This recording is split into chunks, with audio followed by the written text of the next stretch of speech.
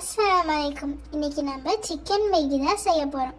அதுக்கு தேவையான இன்க்ரீடியன்ட்ஸ் மல்லி, புதினா, ரம்பையில கொஞ்சம், 2 மீடியம் சைஸ் வெங்காயம், 2 மீடியம் சைஸ் தக்காளி, 3 பச்சை மிளகா, ஒரு கேரட், கொஞ்சமாக கேபேஜ். சிக்கனில் உப்பு, மிளகாத்தூள், மஞ்சத்தூள் எல்லாம் போட்டு மேரினேட் பண்ணி வச்சுக்கோங்க. உருளைக்கிழங்கு 1, 4 முட்டை, எண்ணெய் 4 tablespoon, ginger garlic paste 1 tablespoon, Maggi masala, Maggi ரெண்டுமே நாங்கள் 5 பேக்கெட் எடுத்திருக்கோம். ஒரு கடாயில் 2 டேபிள் ஸ்பூன் ஆயில் விட்டு முட்டையை பெப்பர் மட்டும் போட்டு நல்லா பொரித்து எடுத்துக்கோங்க.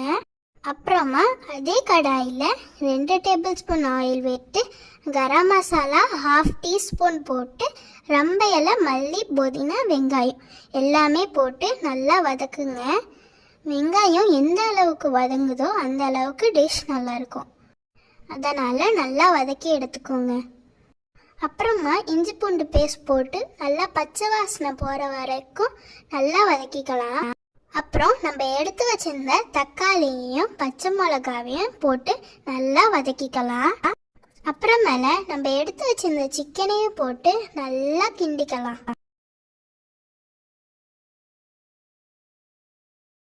நாங்கள் எனக்கு விருப்பமான வெஜிடபிள்ஸ்லாம் ஆட் பண்ணியிருக்கோம். உருளைக்கிழங்கு, கேரட், கேபேஜ், பட்டாணி போட்டிருக்கேன். பட்டாணியை ஊற வச்சு சேர்த்துக்கோங்க. அதுக்கப்புறமா நம்ம எடுத்து வச்சிருந்த மேகி மசாலாவையும் போட்டு நல்லா கிண்டி ஒரு 5 மினிட்ஸ் அப்படியே மூடி வச்சுருங்க. 5 மினிட்ஸ்க்கு அப்புறம் ஓப்பன் பண்ணி 1 பேக் மேகிக்கு 100 ml தண்ணின்னு கணக்கு பண்ணிக்கோங்க. நான் 5 பேக் எடுத்துக்கிறதுனால 500 ml தண்ணி ஊற்றிக்கிறேன். ஊற்றி நான் அப்படியே மூடி வச்சிடுறேன். நீங்கள் உப்பு செக் பண்ணிவிட்டு பத்தலைன்னா நீங்கள் உப்பு கொஞ்சம் ஆட் பண்ணிக்கலாம். 10 மினிட்ஸ்க்கு அப்புறம் நல்லா கொதி வந்த பிறகு மேகியை ஆட் பண்ணுங்கள்.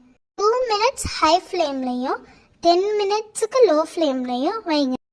இடையில ஓப்பன் பண்ணி லைட்டாக கிண்டி விட்டுட்டு திருப்பி மூடிடுங்க. உங்களுக்கு மேகி ட்ரையாக வேணும்னா நீங்கள் 2 மினிட்ஸ்க்கு முன்னாடியே ஹை ஃப்ளேம்லேருந்து லோ ஃப்ளேமுக்கு மாற்றிடலாம். எங்களுக்கு இந்த மாதிரி இருந்தால் தான் பிடிக்கும், அதனால் நாங்கள் இப்படியே எடுத்துக்கிறோம்.